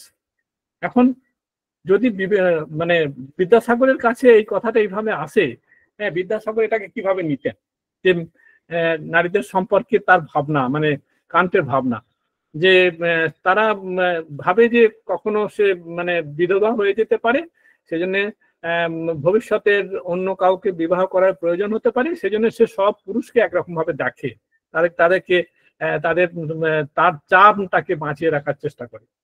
এটা কিন্তু বিদ্যাসাগরের লেখনীতে, বিদ্যাসাগরের ভাবনাতে বিষয়টা এভাবে কখনোই আসতে পারত না। সেই জায়গায় বিদ্যাসাগর কিন্তু কান্টকে অনেক অনেক দূর, অনেকটা এগিয়ে নিয়ে গেছেন। আসলে আমার মনে হয়েছে যে কান্ট নিজের ভাবাদর্শ, এনলাইটেনমেন্টের পুরো তাৎপর্য কিন্তু বুঝতে পারেননি। এখানে আমি যদি বিদ্যাসাগরের কথা শুনি দেখি, সেখানে বিদ্যাসাগরের সমসাময়িক বা ওই সময়কার যারা ছিলেন আর কি এনলাইটেন্ড, যাদেরকে আমরা বলি, প্রথম দিকে রাজা রামমোহন রায়, বিদ্যাসাগর, অক্ষয় কুমার দত্ত, বঙ্কিমচন্দ্র চট্টোপাধ্যায় তো আছেনই, তারও কিছুটা পরবর্তীকালে আমরা জ্যোতিরাও ফুলে, সাবিত্রীবাই ফুলে, পন্ডিতা রামাবাই, হ্যাঁ, আম্বেদকর, এরা তো সব আছেই। এখন যদি আমি নারীদের অবস্থা থেকে দেখি, আমরা শুধুই বিধবা বিবাহ কথাটা বলে থাকি, যেটা সব থেকে বড় কৃতিত্ব, অবশ্যই বড় কৃতিত্ব, সেটা হচ্ছে বিদ্যাসাগরের, যে তিনি, এবং এইটাকে কেন্দ্র করে বাকি কথাগুলো আসছে। মানে বিধবা বিবাহের প্রসঙ্গটা কখন আসছে, যে চাইল্ড ম্যারেজ, সেটা সব থেকে প্রবলেমেটিক। এই চাইল্ড ম্যারেজটাকে বন্ধ করতে হবে, এবং চাইল্ড ম্যারেজের সঙ্গে সম্পর্কিত এজ অফ কনসেন্ট, এই 7 বছরে বিয়ে হয়ে গেল, 5 বছরে বিয়ে হয়ে গেল, এগুলো কি ভয়ঙ্কর। এবং একটা জিনিস কিন্তু এখানে মনে রাখতে হবে, যে বিদ্যাসাগর কিন্তু ব্রিটিশদের যে ভাবনা চিন্তা, তাদের যে খানিকটা মানে প্রগতিশীলতা, তার সাহায্য নিয়েছিলেন। এটা নিয়ে কেউ হয়তো কোনো সমালোচনা করে, কিন্তু উনি কিন্তু খুবই প্র্যাগম্যাটিক মানুষ। সেই জন্য যে অভিযোগগুলো, যে কথাগুলো সেই সময় ব্রিটিশ রাজকে বলা দরকার এবং তাদের দিয়ে সেটাকে অনুমতি নেওয়ার ব্যাপারটা তিনি পেরেছিলেন। সেই জন্য তার পক্ষে উইডো রিম্যারেজের জন্য মাত্র কটা ভোট ছিল, 1000-এর মতো, হ্যাঁ, যেখানে বিরুদ্ধে অনেক বেশি ভোট। হ্যাঁ, এখানে আমরা লক্ষ্য করছি, হ্যাঁ, 976 এদিকে পক্ষে, মানে উইডো রিম্যারেজের পক্ষে, আর 36,763 হচ্ছে বিপক্ষে। সেই অবস্থায়ও কিন্তু ব্রিটিশরা তাকে সাহায্য করেছে, তার পাশে থেকেছে। এটা যেমন বিদ্যাসাগরের কৃতিত্ব, তেমনি কিন্তু তাদের যে একটু প্রগতিশীল ভাবনা, সেটাও কিন্তু এখানে ফ্যাক্টর হয়েছে। এইখানে একটা কথা আমি বলবো, যে তাদের জ্ঞান আর আমাদের জ্ঞান, দেয়ার নলেজ আমাদের জ্ঞান, এইসব কথাবার্তা আজকাল খুব চলে আর কি। এই আমাদের কয়েকদিন আগে ইন্ডিয়ান নলেজ সিস্টেম নিয়ে একটা জায়গায় বলতে হলো, সেখানে এই কথাগুলো আমি বলেছি, যে নলেজকে এরকম আমাদের, ওদের, তাদের এইভাবে ভাগ করা যায় না। নলেজ জাস্টিফাই ট্রু বিলিফকে যদি নলেজ বলি, তার যদি জাস্টিফিকেশন সাফিসিয়েন্ট থাকে, তাহলে তার মধ্যে ওদের জ্ঞান আমাদের জ্ঞান এরকম করে বলা ঠিক নয়। হ্যাঁ, জ্ঞানকে প্রয়োগ করার ক্ষেত্রে নিশ্চয়ই স্থান, কাল, পাত্র, সেগুলোর অবশ্যই ভূমিকা আছে, কিন্তু জ্ঞান, যেটা সত্যিকারের জেনুইন নলেজ, সেটা কখনো ওদের একরকম, আমাদের একরকম, এরকম হয় না। কিন্তু যে কথাগুলো যারা এগুলো বলে, তারা যেটা বলতে চায়, যে আমাদের যে প্রাচীন জ্ঞান ভান্ডার, সেই জ্ঞান ভান্ডারটাকে রিকভার করতে হবে, অবশ্যই রিকভার করতে হবে। কিন্তু তার মানে এটা নয় যে ওদিকে যা কিছু সবই ভুল, আমাদের তাই ঠিক, জোর করে প্রমাণ করা তা তো যাবে না। তা সেই জায়গাগুলো কিন্তু মানে আমরা লক্ষ্য করছি রামমোহন এবং বিদ্যাসাগরের কাছে খুব পরিষ্কার ছিল, যে ভারতীয় সভ্যতা সংস্কৃতি যেটুকু ভালো, যেটা যুক্তিসঙ্গত, যেটা প্রগতির পক্ষে, হ্যাঁ, তারা কিন্তু ব্যবহার করেছেন। এবং এটা খুবই ইন্টারেস্টিং যে শাস্ত্রে কে উনি রেফার করেই আবার বিধবা বিবাহের পক্ষে যুক্তি সাজিয়েছেন। তাহলে এইরকম ভাবে ভাগ করেননি যে ওটা ওদের, এটা আমাদের, ওদেরটা আমরা, আমাদের কেন হবে, আমাদেরটা ওরা কেন নেবে, এইরকম কোনো ভাবনা ছিল না। সেই জায়গাটা কিন্তু বিরাট বিরাট একটা প্রগতিশীলতা, এনলাইটেনমেন্টের একবারে যথার্থ সমস্যা হচ্ছে, শোনা যাচ্ছে না। শোনা যাচ্ছে না? আচ্ছা, হ্যালো, এবার শোনা যাচ্ছে? আমরা স্পষ্ট শুনতে পাচ্ছি। আচ্ছা আচ্ছা, তাহলে দু একজনের হয়তো একটু ছোটখাটো অসুবিধা হয়েও থাকতে পারে। শোনা যাচ্ছে স্যার, শোনা যাচ্ছে। যিনি শুনতে পাচ্ছেন না, একবার বেরিয়ে আবার জয়েন করুন, রিজয়েন করলে হয়ে যাবে। সাউন্ড একটু বাড়িয়ে নি। হ্যাঁ, আমি বাড়িয়েছি, ক্লিয়ার শোনা যাচ্ছে, ক্লিয়ার শোনা যাচ্ছে। আমি যে কথাটা বলছিলাম করলাম, সন্তোষ দা, আমি ডিস্টার্ব করছি সন্তোষ দা, এই অপনদা ঠিকই বলেছেন, এটা কোনো সময় কারোর ক্ষেত্রে হতে পারে, এবং এক্স্যাক্টলি যদি মানে সন্তোষদার কথা পুরো শোনা যাচ্ছে, সন্তোষদার দিক থেকে কোনো টেকনিক্যাল প্রবলেম নেই। আমাদের যদি হয়, তাহলে আমি এক্ষুনি যেমন একবার শুনতে পাচ্ছিলাম না, আমি বেরিয়ে গিয়ে রিজয়েন করলাম, এখন স্পষ্ট, জাস্ট এইটুকুনি করলেই হবে। আচ্ছা, এবারে আমি একটু বলি যে এই যে widow remarriage, child marriage, age of consent, এগুলো কিন্তু সব পরস্পর সম্পর্কিত। মানে এবং তার সঙ্গে কুলীন ব্রাহ্মণের যে শতাধিক বিবাহ যে ব্যাপার ট্যাপার সবগুলো কিন্তু সম্পর্কিত, এবং সবগুলো কেন্দ্রে কিন্তু নারী জাতি, নারীর সম্মান, তাকে সুস্থ মানব হিসেবে গড়ে তোলা, তাকে যথাযোগ্য সম্মানের সঙ্গে অর্ধেক আকাশকে বাড়তে দেওয়া, তার প্রগতির পথে নিয়ে যাওয়ার জন্য তার এই সব বিষয়গুলো আছে। এবং এইখানে উনি কখনো কখনো শাস্ত্রীয় যুক্তিকে সামনে নিয়ে এসেছেন, তার উইডো রিম্যারেজকে কাউন্টার করার জন্য যারা বিরোধিতা করেছে। আবার যখন চাইল্ড ম্যারেজের প্রসঙ্গ, এজ অফ কনসেন্টের প্রসঙ্গ আসছে, তিনি কিন্তু বিজ্ঞান থেকে তথ্য নিয়ে দেখাচ্ছেন যে না, এটা এজ অফ কনসেন্ট হতে পারে না, এই অবস্থায় কেউ সেক্সুয়ালি ম্যাচিওর নয়, তার বিবাহ সম্ভব নয়। এবং তার সঙ্গে সম্পর্কিত ইলিটারেসির পণ্যটা, তিনি পুরুষের ইলিটারেসির কথাটা জানেন, সেটা মাথায় ছিল, কিন্তু এই যে সবকিছুর মূলে আছে শিক্ষার অভাব, এটা তিনি ফিল করেছিলেন, এবং এতটাই গভীরে গিয়ে ফিল করেছিলেন যে বাংলা ভাষায় এখনো পর্যন্ত বর্ণ ঠিক মতো ভাবে সেট হয়নি, কিভাবে লিখবে, তার স্ক্রিপ্ট কি হবে, সবকিছুর মধ্যে তখনও সবকিছু পরিষ্কার ভাবে আসেনি। তিনি একবারে শুরু থেকে শুরু করেছেন, একদম প্রথম থেকে শুরু করেছেন। এবং সেই দিক থেকে একই সঙ্গে প্রপার্টি রাইট, মহিলাদের প্রপার্টি রাইটস নিয়ে আজকে কয়েকদিন আগে আমাদের একটা ফোরাম আছে সাউথ ক্যালকাটা, তারা মুসলিম মহিলাদের প্রপার্টি রাইট নিয়ে ওয়ার্কশপ করলো, যে প্রপার্টি রাইট নিয়ে হিন্দুদের যে ছেলেমেয়েরা সমান প্রপার্টি পায় বাবা মায়ের, মুসলিম কমিউনিটির মধ্যে এটা এখনো পর্যন্ত সমানভাবে আসেনি, সেই নিয়ে তাদের আলোচনা করতে হচ্ছে। তো এই সব বিষয়গুলো অত আগে, 204 বছর আগে, 204 যদি বা না হয়, প্রায় 160-170 বছর আগে তার মাথায় এসেছিল। এটা কিন্তু বিরাট একটা প্রগতিশীলতা, বিরাট একটা পথ। এবং সেখানে আরো কিছু বিষয় আছে, ব্রাহ্মণ্যবাদের যে সংস্কৃতি, যার মধ্য দিয়ে উনি বড় হয়েছেন, যে ফ্যামিলি থেকে উঠে এসেছেন, সেই যে ব্রাহ্মণ্যবাদী সংস্কৃতিকে তিনি অতিক্রম করেছেন, এবং বেদিক কালচারের মধ্যে, বেদের মধ্যে, স্মৃতিশাস্ত্রের মধ্যে যেটুকু বিজ্ঞানসম্মত, যেটুকু গ্রহণযোগ্য, যার মধ্যে রিজন আছে, সেটাকে তিনি অস্বীকার করেননি। এবং আমি একজনের, আমাদের শ্রুতিনাথ বাবুর একটা বক্তৃতা শুনছিলাম, ঈশ্বরচন্দ্রের ঈশ্বর বক্তৃতাটার নাম, সেখানে উনি সুন্দরভাবে বলেছেন যে তার ঈশ্বর সম্পর্কে তার ধারণা কি, ধর্ম সম্পর্কে উনি বিস্তারিত আলোচনা করেছেন, যে তাকে আমরা বেটার হয় যদি আমরা অ্যাগনস্টিক বলি, যে তিনি যে একদম নাস্তিক কথাটার অনেকগুলো অর্থ হয়, তা সত্যিকারের নাস্তিক কথাটা মানে হচ্ছে যে বলা উচিত যে কোনো কিছু মূল্যবোধে বিশ্বাস করে না, সেই হচ্ছে আসলে নাস্তিক, কোনো কিছু মূল্যবোধে বিশ্বাস করে না। তা আমরা যেটাকে অ্যাথেইজম বলি, সেটা তারা কিন্তু মানবতা, যুক্তি, বিজ্ঞান এগুলোকে মানে, কিন্তু তারা কিন্তু নাস্তিক নয়। নাস্তিক বলতে গেলে বলা উচিত নিহিলিস্ট, যারা নিহিলিজমের কথা বলে, যে কোনো মূল্যবোধে যাদের আস্থা নেই, সেটা। তা এইখানে আমরা যদি ঈশ্বরচন্দ্রকে দেখি, তিনি কখনো কখনো আস্তিকতার কিছু কথা আমরা পাচ্ছি, আবার কখনো কখনো নাস্তিকের মতো কথা বলছেন তিনি কিন্তু। এবং একই সঙ্গে ভারতীয় দর্শনের যে বিভিন্ন সিস্টেমগুলো সম্পর্কে তার ভাবনা ছিল, যে এর মধ্যে যেটা গ্রহণযোগ্য সেটা নেবো, যে দর্শনে যেটুকু গ্রহণযোগ্য সেটা নেবো, কিন্তু কখনোই আমি ন্যায় দর্শনকে কম গুরুত্ব দিয়ে বেদান্তকে বেশি করে পড়াবো, এইগুলো কিন্তু তিনি কখনোই অ্যালাউ করতেন না। এবং বিভিন্ন শিক্ষা কমিশন এবং তার যে বিভিন্ন সিদ্ধান্তগুলো না হয়েছে, সেখানে কিন্তু প্রতি পদক্ষেপে উনি বলেছেন যে ভারতীয় দর্শনের চর্চা করার সঙ্গে সঙ্গে পাশ্চাত্যের যে প্রগতিশীল দর্শন, যে এনলাইটেন্ড ফিলসফি, সেটাকে কিন্তু সঙ্গে সঙ্গে রাখতে হবে। এবং মিলকে পড়ানোর কথা বলেছেন, তিনি এমপিরিসিস ট্র্যাডিশনকে পড়ানোর কথা বলেছেন, যেটা কিন্তু তাকে যথেষ্ট অনেক কথা, যুক্তি, তর্ক দিয়ে সেই সব সিলেবাসের মধ্যে ঢোকাতে হয়েছে।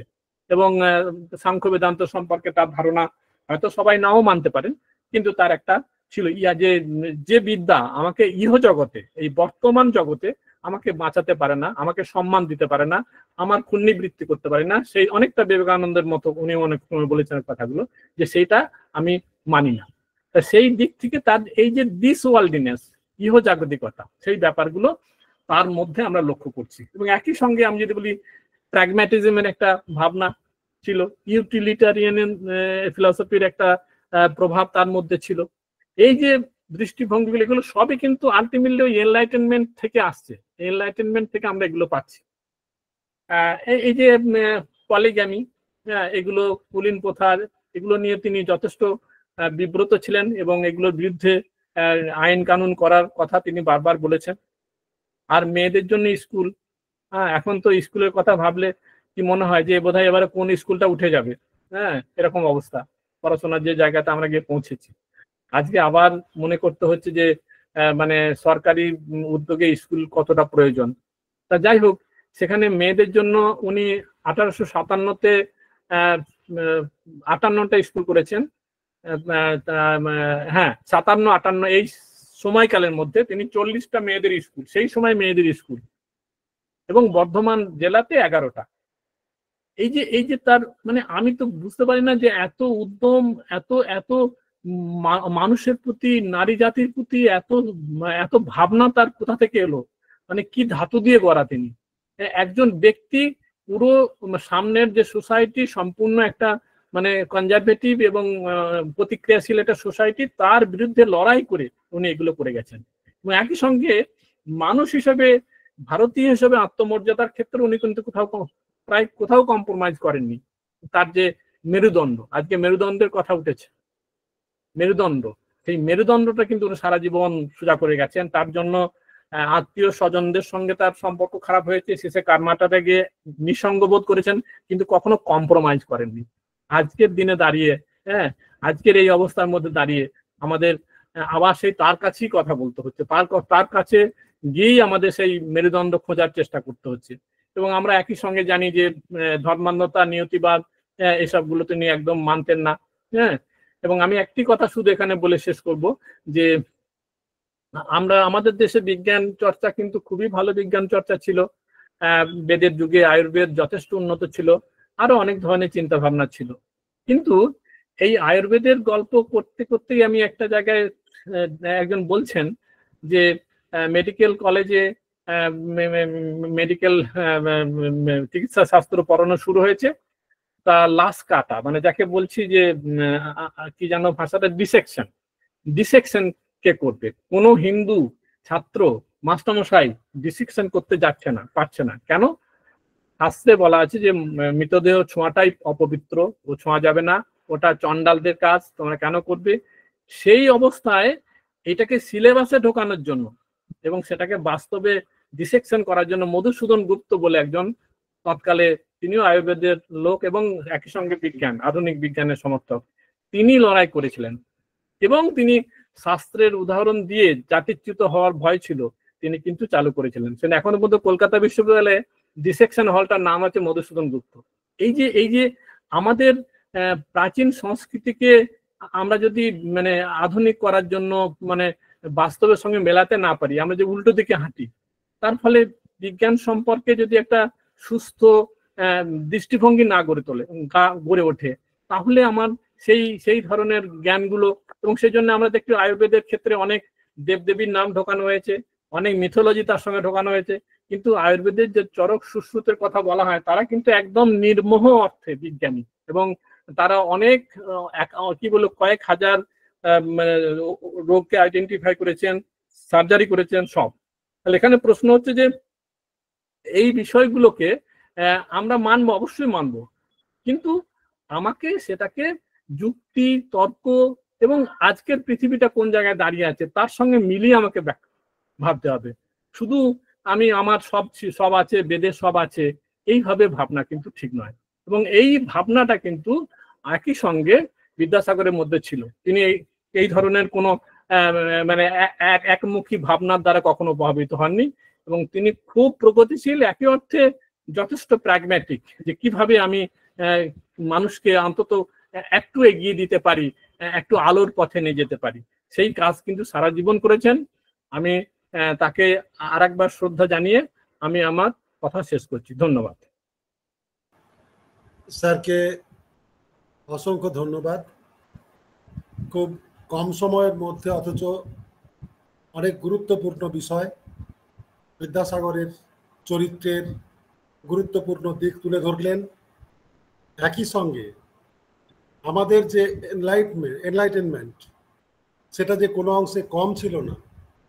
ইউরোপিয়ানরা আমাদেরকে যতই অন্য নজরে দেখুন, আমাদেরও যে একটা উচ্চ ভাবনা ছিল সে বিষয়ে কোনো সংশয় নেই। এবং সবচেয়ে অবাক করার বিষয়, স্যারের যে জায়গাটা আমার অত্যন্ত হৃদয় ছুঁয়ে গেছে গভীরভাবে, সেটা হচ্ছে কান্টের যে নারী ভাবনা তার থেকে ঈশ্বরচন্দ্র বিদ্যাসাগরের নারী ভাবনার আসমান জমিন ফারাক। বিদ্যাসাগর মশাই কিভাবে নারী জাতিকে দেখতেন, মাতৃজাতি রূপে দেখতেন, আর কান্ট নারীকে নারী রূপেই দেখেছেন। এই যে দেখার দৃষ্টিভঙ্গি, এটাই অগ্রগতি, এটাই প্রগতিশীলতা, এটার নামই এনলাইটেনমেন্ট। শুধু ইট কাঠ পাথর যন্ত্রের উন্নতি ঘটিয়ে এনলাইটেনমেন্ট হবে না। আমরা বুদ্ধিবৃত্তির প্রয়োগ করছি, তার উদাহরণ দেখিয়ে এনলাইটেনমেন্ট হয়েছে এমন দাবি করা যাবে না। বুদ্ধির সঙ্গে আবেগের সংমিশ্রণ ঘটিয়ে নিজেদের ট্র্যাডিশনকে মডার্নিটির স্তরে পৌঁছে দেওয়াটার নামই হচ্ছে এনলাইটেনমেন্ট, যেটা বিদ্যাসাগর করেছিলেন। সেই জন্যই বোধহয় তাকে বলা হয় ট্র্যাডিশনাল মডার্নাইজার। একটা খুব সুন্দর অভিধা আমরা পেয়েছি একটা বইয়ে, সম্ভবত ব্রায়ান হ্যাচার এটা দিয়েছেন, আমি জানি না এটা কে দিয়েছেন, এটা বই আছে এটা। হ্যাঁ, ব্রায়ান হ্যাচার ওনার নাম। হ্যাঁ, উনি এসেছিলেন বর্তমানে একবার। হ্যাঁ, ব্রায়ান হ্যাচার, ট্র্যাডিশনাল মডার্নাইজার। কি অসাধারণ অনুভূতি জাগলে এইরকম কথা বলা যায় বিদ্যাসাগর মশাই সম্পর্কে। এই একটি উক্তি আমি করতে পারি যে তিনি যথার্থ অর্থেই ট্র্যাডিশনাল মডার্নাইজার। আমি এখনই প্রোগ্রাম শেষ করতে চাইছি না, যদি আর কেউ কিছু বলতে চান, দু একজন কোন রকম মন্তব্য যদি করতে চান এই তিনটি বক্তৃতা প্রসঙ্গে, কিংবা যদি নিজেরাও কিছু বলতে চান শ্রদ্ধাঞ্জলি হিসেবে, বলতে পারেন। অর্ণব কুমার হাত তুলেছেন। অর্ণব কুমার মুখোপাধ্যায়, প্লিজ শুরু করুন।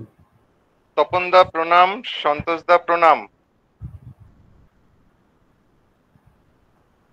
শোনা যাচ্ছে? শোনা যাচ্ছে ভাই, বলো বলো, শোনা যাচ্ছে। আমি যেটা মানে আমার সন্তোষদার বক্তব্যের সঙ্গে সম্পূর্ণ সহমত তো বটেই, এবং সন্তোষদা একটা অত্যন্ত গুরুত্বপূর্ণ দিক এই আলোচনায় তুলে ধরলেন, যেটা মানে আমার মতন যারা সাধারণ ছাত্র দর্শনে তাদের কাছে এই প্রশ্নটা সত্যি আজকের দিনে, বিশেষ করে আজকের দিনে দাঁড়িয়ে আমি সন্তোষদার কথা একদম ধরে বলছি, যেটা আমাদের প্রচন্ড প্রণিধানযোগ্য। সেটা হচ্ছে যে বিদ্যাসাগরের মহাশয়ের জীবনে তার বাস্তব বোধ, এই বাস্তব বোধ এবং বাস্তবতাকে নিয়েও কিভাবে বিভিন্ন ধরনের সামাজিক সমস্যাকে রুখে দাঁড়ানোর যে তার যে চেষ্টা, এইটা মানে আমাদের কখনোই ভুললে চলবে না। এবং প্রকৃত অর্থে যে অর্থে মানে সন্তোষদা এনলাইটেনমেন্ট বা রেনেসা, নবজাগরণ, একটা বিশুদ্ধভাবে বাস্তবমুখী চিন্তার জাগরণ, যেভাবেই উনি সন্তোষদা বললেন যে এগুলোকে অনেকটা একই গোত্রে ফেলা যায় যদি সেই হিসেবে দেখি, সেক্ষেত্রে সত্যি সত্যি বিদ্যাসাগর মশাইকে আপাত দৃষ্টিতে দেখলে খুবই দেখে মনে হবে যে উনি সেই প্রথাগত যে অর্থোডক্সি তার একজন, যদি বাইরে থেকে তার বাহ্যিক চেহারা দেখা যায়, প্রথাগত অর্থোডক্সির তিনি একজন রিপ্রেজেন্টেটিভ। অথচ এই যেটা সন্তোষদা মানে যে পয়েন্টটা তুলে ধরলেন, এবং বিদ্যাসাগর মহাশয়ের প্রতিটি কাজের ক্ষেত্রে যে আজকের দিনেও যদি আমরা যে আমাদের আজকের দিনের সমাজের বাস্তব সমস্যাগুলোকে দেখি, সেক্ষেত্রেও তার রূপটা কিছুটা বদলেছে, কিছুটা ভয়ঙ্কর হয়েছে, কিন্তু কোনো একটা জায়গায় কিছু মিলও থেকে গেছে। যে জায়গাটা হচ্ছে কোনো না কোনো ভাবে একটা অপ্রয়োজনীয় এক অর্থে, আবার আরেক জায়গায় হচ্ছে খানিকটা প্রতিকূল একটা ক্ষমতার বিরুদ্ধে লড়াই করা। এবং সেটা এই যে বিবাহের কথা যখন উঠলো, সন্তোষদা বললেন যে ওনার বিধবা বিবাহ রুখতে গেলে তখন উনি বিচার করলেন যে উনি দেখলেন যে বিধবা বিবাহ রুখতে গেলে তাদেরকে অল্প বয়সে চাইল্ড ম্যারেজ তাদের আটকাতে হবে। সেটা আটকাতে গেলে সেই সময় তাদের এনগেজমেন্টের জন্য তাদেরকে প্রপারলি পড়াশোনা করিয়ে শিক্ষা জগতে তাকে নিয়ে আসতে হবে, তাদের অবমূল্যায়ন ঠেকাতে হবে, এই যে একটা চেনে আটকান। এবং সেই সময়ের যে অর্থোডক্সি ছিল সেই অর্থোডক্সিটাকে আবার আটকাবার জন্য উনি সরাসরি ইংরেজদের মধ্যে যারা আর কি একটু উদার চেতা ছিলেন এবং কোনো না কোনো সময় ভারতবর্ষের সেই অবস্থাকে নিয়ে ভেবেছেন, তাদের দিকেও যেমন তিনি একটা সময় তাদের সহযোগিতা পেয়েছেন এবং সহযোগিতা নিয়েছেন, তেমনি তার কাছে কিন্তু একটা ভয়ঙ্কর চ্যালেঞ্জ ছিল এই তৎকালীন গোঁড়া হিন্দু সমাজের বিরুদ্ধেও রুখে দাঁড়ান। এবং এই একই জিনিস যেটা আমাদেরকে মনে করিয়ে দেয়, যেটা সন্তোষদা খুব ভালো বললেন, যে আমরা এই বেদ উপনিষদের সময় থেকেও এটা একেবারেই এমন নয় যে প্রতিটি জিনিসেরই তো ইন্টারপ্রিটেশন বিভিন্ন রকম ভাবে হতে পারে। ফলত বিদ্যাসাগর মশাই এটা দেখলেন যে এই অবক্ষয়টা তো বৈদিক যুগে ছিল না, কারণ সেখানে আমরা ব্রহ্মবাদিনীদের কথা পাই, তাদের মধ্যে অনেকে বিবাহ পরবর্তীকালে করেছেন, অনেকে করেননি, এবং যারা বেদের প্রচুর মন্ত্র কম্পাইলেশন করেছেন তাদের জ্ঞান বিজ্ঞানের চর্চায় তারা ছিলেন, অপালা, লোপামুদ্রা, ঘোষা, বিশ্ববরা, মৈত্রেয়ী, গার্গী। তাহলে এটা কোন সময় হলো, এটা কেন হলো? এইটা হয়েছে যখন, সেটা নিশ্চয়ই কোথাও একটা ইন্টারপ্রিটেশনের অভাবে হয়েছে কিছু একটা ভাবে। তাহলে নিশ্চয়ই শাস্ত্রে এমন কিছু কোথাও আছে যেখানে তাদের এই সুযোগটাও ছিল, এবং সেটা খুঁজতে গিয়ে উনি ইয়ের মধ্যে পেলেন, সেই যেটা দিয়ে উনি তৎকালীন গোঁড়া হিন্দু সমাজকে তাদেরই শাস্ত্র দিয়ে তাদেরকে চোখ খুলে দিলেন, পরাশর সংহিতা থেকে বার করলেন যে নষ্টে মৃতে প্রবর্জিতে ক্লীবেচ পতিতে পত, এটা তো দেওয়াই রয়েছে। তাহলে তোমরা বিধবা বিবাহ আটকাচ্ছ কেন? কারোর স্বামী যদি নষ্ট বা দুশ্চরিত্র হন, মৃত, মারা যান, প্রবর্জিত মানে যদি তাকে ফেলে চলে যায়, যদি ক্লীব হন, ইম্পর্টেন্ট হন, সেক্ষেত্রে তা কোনো মহিলার স্বামী থাকা সত্ত্বেও, মানে স্বামী একবার বিবাহ হলেও সে পুনর্বিবাহ করতে পারে, পতিতে পতৌ, এ তো শাস্ত্রেই আছে। তাহলে তো তোমরা শাস্ত্রের দিক থেকে এটাকে অপরাধ বলতে পারো না। এই যে ওনার এই যে এটাও তো এক ধরনের আমাদের ট্র্যাডিশনাল আন্নিক্ষিকি বলতে আমরা যেটা বুঝি, এটাও তো প্রায় সেই জায়গা থেকে ওনার লড়াইটা উনি করেছে, এবং অত্যন্ত প্র্যাগম্যাটিক্যালি, অথচ মেথোডোলজিক্যালি অসম্ভব একটা সাউন্ড মেথড কি। এইটা সত্যি আমাদের আজকের জীবনেও প্রচন্ড প্রণিধানযোগ্য। আমার জাস্ট এটুকুই বলার ছিল, মানে আমি এই জায়গাটা সন্তোষদার সঙ্গে আমি সম্পূর্ণ একমত। একদম ঠিক আছে অর্ণব, দারুণ অবজারভেশন। প্রিয়ঙ্বদাদি কিছু বলবেন? হ্যাঁ, প্রিয়ঙ্বদাদি আছেন। প্রিয়ঙ্বদাদি। হ্যাঁ, প্রথমেই তোমাদের অভিনন্দন জানাই যে তোমরা যাই হোক চট করে আজকে যে একটা এর ব্যবস্থা করেছো, এটা সত্যি কৃতিত্বের। খুব অল্প সময়ের মধ্যে যে করেছো, বা এই ভাবনাটা, তোমাদের এই ভাবনাটাকে অ্যাপ্রিসিয়েট করি। আর যে যে কথাগুলো আসছিল, যে আলোচনাগুলো আসছিল, খুবই রেলেভেন্ট, এবং আমার মনে হয় যে উনি নিজেও স্বীকার করেছেন, সবাই বলেছেন যে বিধবা বিবাহটা ওনার জীবনের মানে একমাত্র বড় কাজ, এই অর্থে যে সেখানে রোধ করতে পেরেছিলেন সেটাও এখনো বলতে পারি না। 205 বছর বাদেও সেই মানসিকতা আসেনি, কিন্তু তখন অন্তত লিগালাইজ করতে পেরেছিলেন।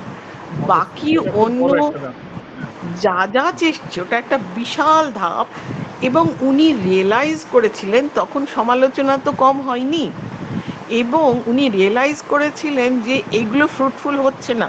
উনি তখনকার দিনে প্রায় 80,000 টাকারও বেশি উনি এই বিধবা বিবাহগুলো অর্গানাইজ করতে উনি দান করছিলেন। প্রচুর খরচ করেছেন, প্রচুর খরচ করেছেন, কিন্তু তা সত্ত্বেও উনি দেখছিলেন কি যে টাকা পয়সার লোভে বিয়ে করে নিচ্ছিল, কিন্তু ওদের যেমন আগেকার পজিশন তেমনি থাকছিল, কারণ ও তো অলরেডি এমনি বউ তো আছে।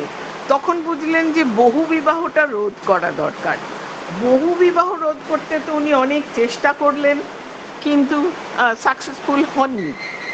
তখন অন্তত ওনার ইয়েতে সাকসেসফুল হননি। উনি তারপরে দেখলেন যে এই যে বিধবা হচ্ছে এদের মূল হচ্ছে ওনার বাল্যবিবাহের দোষ বলে একটা ছোট্ট 1.5 পাতার প্রবন্ধ আছে, অসাধারণ। কিভাবে উনি দেখিয়েছেন যে বাল্যবিবাহটা কতখানি অপ্রয়োজনীয়। সেখানে পুরোটা বিজ্ঞান, পুরোটা বিজ্ঞান। সেইখানে উনি বাল্যবিবাহের জন্য উনি লড়েছিলেন যে বিয়ের এজ কনসেনসুয়াল যাতে হয়, সেই জন্য বিয়ের এজটাকে একটু বাড়ানোর চেষ্টা করেছিলেন। তো সেই সময়ে বেড়েছিল, সেই কারণে মূলত কিন্তু এই মেয়েদের এতেই কিন্তু এই 4টে যে মেন উনি দেখলেন যে কোনো উপায়ে মেয়েদেরকে বিয়ে দিয়ে সিকিওর করা যাচ্ছে না, তখন ওই মানে একমাত্র শিক্ষাই মেয়েদেরকে এই যে সাংঘাতিক একটা বঞ্চনার জগৎ সেখান থেকে বার করে আনতে পারে। তার মানে ওনার যত কন্ট্রিবিউশন সবগুলো লিঙ্কড, এইভাবে মনে হয়েছে আমার। তো তোমরা সকলেই এগুলোতে কন্ট্রিবিউট করেছো, আমার খুব ভালো লেগেছে। কিন্তু দুটো একটু টিচার তো, সুতরাং একটু যেটা ঠিক নয় ওটা চট করে একটু কানে লাগে। বিদ্যাসাগর দ্য ট্র্যাডিশনাল মডার্নাইজার, এইটা হচ্ছে ব্রায়ান হ্যাচার নয়, অমলেশ ত্রিপাঠীর বই। এটা অমলেশ ত্রিপাঠীর বই। হ্যাঁ, আর ব্রায়ান হ্যাচারের বই আছে, সেটা আলাদা। সেখানে উনি ব্রায়ান হ্যাচার বিদ্যাসাগরকে একেবারে মানে এমনভাবে দেখেছেন এবং এমনভাবে ইন্টারপ্রেট করেছেন, ওনার লেখাটাও খুব গুরুত্বপূর্ণ। আর ব্রায়ান হ্যাচারের বইটার নাম ম্যাডাম হচ্ছে the life and after life of an eminent Indian. Vidyasagar the life and after life. হ্যাঁ, এটা আছে, আরো আছে। বলছি যে আর সঙ্গীতা ও প্রথম বলছে বলে ও যেমন বলে দিল বহু বিবাহ রোধ, বাল্য বিবাহ রোধ সব উনি করে গেছিলেন না, সব উনি করে যেতে পারেননি। উনি বিধবা বিবাহটাই লিগালাইজ করে গেছিলেন অতদিন আগে। তবু কি মানসিকতার পরিবর্তন ঘটাতে পেরেছিলেন? কিছু কিছু ক্ষেত্রে পেরেছিলেন হয়তো, কিন্তু এখনো 2025 সালে আমরা ছেলের বিয়ে যখন দেওয়ার কথা ভাবি, তখন কি কোনো বিধবা কন্যাকে গ্রহণ করার কথা ভাবি? এইখানেই আমাদের আমি আপনাকে ওটাই বলছি যে সেই মানসিকতাটা আমাদের এখনো বদলায়। সেই মানসিকতা আমাদের বদলায়নি। এই প্রসঙ্গে আপনার কাছে আমি জিজ্ঞেস করছি যে আমি অর্ণব, আপনার ছাত্র। আচ্ছা, আমাদের মধ্যে আরো অনেকেই আছেন, যদি ওনারা কিছু বলতে চান, অ্যাড করতে চান। আচ্ছা, আমি এইটুকু বলেই তোমাদেরকে অনেক কনগ্রাচুলেশনস জানিয়ে শেষ করলাম। হ্যাঁ সন্তোষ দা, আমার একটা জিনিস মানে তোমার কাছে বা তপনদার কাছে বা দিদির কাছে, তিনজনের কাছেই যে আমার একটা জিনিস জানার ছিল, যেটা আমি কোথাও পাইনি, মানে আমার জানা নেই। সেটা হচ্ছে যে যখন উনি ওই বাল্যবিবাহ মানে বিধবা বিবাহের রেফারেন্সেই যখন বাল্যবিবাহ রোধের প্রচেষ্টা করছেন এবং একটা এজ অফ কনসেন্টের কথা বলছেন, তখন সেই সময়টা কি আমাদের আদৌ কোনো মানে বিয়ের এজ বলে কিছু মানে কনসেপ্ট, এরকম একটা ধারণাও কি কিছু ছিল? এইটা আমি না এই জায়গাটা ঠিকই বলেছি, এই জায়গাটা আমি তোমাকে জেনে বলবো। পাইনি সন্তোষ দা কোথাও। হ্যাঁ, এই জায়গাটা ওই মানে আরেকটু ডিটেলস আমি বলতে পারবো। আমাদের অপর্ণা বন্দ্যোপাধ্যায় আছেন ডায়মন্ড হারবার, উনি এটা নিয়ে কাজ করেছেন। ম্যাডামকে একটু জেনে বলবো আমি যে ওটা আগে ছিল কি না ছিল, ওটা নিয়ে ওনার একটা বড় পড়াশোনা আছে আর কি। অপর্ণা বন্দ্যোপাধ্যায় ম্যাডাম। আমি স্যার আপনার কথার সূত্র ধরে, আপনার বক্তব্যের সূত্র ধরে দু একটা কথা একটু বলতে চাইছি। বলুন। বিষয়টা হচ্ছে যে ভিডিওটা আপনি দেখেছিলেন, যেখানে বাঙালিদেরকে তুচ্ছ তাচ্ছিল্য করা হচ্ছে, এরকমই একটা ভাবনা। তো বিষয়টা হচ্ছে, যদি আমরা খুব গভীরভাবে ভাবি স্যার, মাইনাস বিদ্যাসাগর বাঙালি জাতির চরিত্রটা ঠিক সেই রকমই মনে হয় কতকটা, এ বিষয়ে কোনো সংশয় নেই। ধরুন এই বিদ্যাসাগর মশাইকে এশিয়াটিক সোসাইটিতে ঢুকতে দেওয়া হয়নি। এই বিদ্যাসাগর মশাই বিরক্ত হয়ে নিজের গ্রাম আর কখনো যাব না বলে চলে এসেছিলেন। এই বিদ্যাসাগর মশাই বাদুড় বাগানের বাড়ি ছেড়ে চলে গেলেন সুদূর কারমাটারে। কেন? এখানেই বাঙালি জাতির যে নেগেটিভিটি, চরিত্রের যে একটা দিক, নেগেটিভ দিক আছে, সেই দিকটা কিন্তু পরিষ্কার হচ্ছে। এইটা একেবারে উড়িয়ে দেওয়ার মতো নয়। আমরা বিদ্যাসাগর মশাইয়ের মহানুভবত্বকে আঁকড়ে ধরে যদি নিজেদের মহান বলে মনে করতে শুরু করি, তাহলে কিন্তু খুব সমস্যা। আমাদের বুঝতে হবে যে বিদ্যাসাগর মশাইয়ের যে মহানুভবত্ব, তার আদর্শটাকে অন্তস্থ করতে হবে, শিখতে হবে, সেই অনুসরণে জীবন চর্চা করতে হবে। বাঙালি যতদিন না সেটা করবে, ততদিন পর্যন্ত বাঙালি আসলে ব্রিটিশরা যে দৃষ্টিতে দেখেছে বোধহয় তার থেকে বেশি দূর আগাতে পারেনি বা পারবে না। আমার এটাই বলার। তুমি কি ভিডিওটা আমার কাছ থেকে পেয়েছো? নাই পাইনি স্যার, পাইনি। আমি কাউকে শেয়ার করতে পারিনি, এতটাই নেগেটিভ ভাবে বলা হয়েছে আর কি। না, আপনি ধরুন স্যার, বিদ্যাসাগরকে এশিয়াটিক সোসাইটিতে ঢুকতে দেওয়া হয়নি। হ্যাঁ হ্যাঁ জানি। এবং তিনি সেখানে আর কখনো জীবনে পা দেননি। এই যখন একটা আমরা এশিয়াটিক সোসাইটির মতো একটা সোসাইটি, এলিট সম্প্রদায় সেখানে থাকেন, যেখানে একজন বাঙালি ধুতি পরেছেন বলে, বুট জুতো পরা নেই বলে, প্যান্ট শার্ট তার পোশাক নেই বলে, এই যে ডিসক্রিমিনেশনটা, বাঙালির দৃষ্টিভঙ্গি, বাঙালি ময়ূরপুচ্ছ পরে নিজেকে ময়ূর মনে করছে, এই জায়গা তো প্রতিবাদী চরিত্র। আমি যে কথাটা প্রথমে বলেছিলাম যে প্রতিবাদী বিদ্যাসাগর, এই বিষয়টা আমাদের ভাবনার জায়গায় রয়েছে। যদি আর কেউ কিছু বলেন। ধন্যবাদ। হ্যাঁ, অর্ণবের যে প্রশ্নটা ছিল, সেই প্রশ্নের উত্তরে আমরা এটুকু বলতে পারি যে 1891 যে এজ অফ কনসেন্ট অ্যাক্ট তৈরি হয়, যেটা ঈশ্বরচন্দ্র বিদ্যাসাগর এবং তার সহযোগী কিছু মহান ব্যক্তিত্বের কারণে, দৌলতে বা তাদের আন্দোলনের ফলে, তার আগে কিন্তু একটা ছিল 1860 সালের আইপিসি, তার সেকশন 375। সেখানে বিষয়টা ছিল ধর্ষণ সংক্রান্ত আইন। সেই আইনের একটা জায়গাতে আমরা মোটামুটি দেখতে পারি 10 বছর ছিল এজ অফ কনসেন্ট।